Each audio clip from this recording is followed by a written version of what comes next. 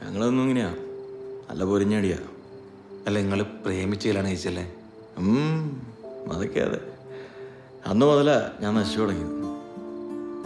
എൻ്റെ ജീവിതത്തിൽ പറ്റിയിട്ടുള്ള ഒരേ ഒരു അബദ്ധം ഇവളായിട്ടുള്ള ഒളിച്ചോട്ടം.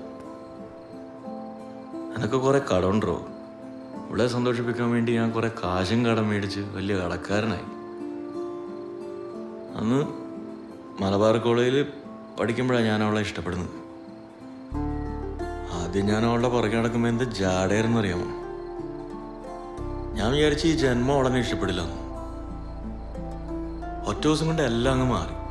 ഓക്കെന്നോട് ഭയങ്കര പ്രേമം. ഇത് എൻ്റെ മാത്രം അനുഭവം ആയിരിക്കില്ല.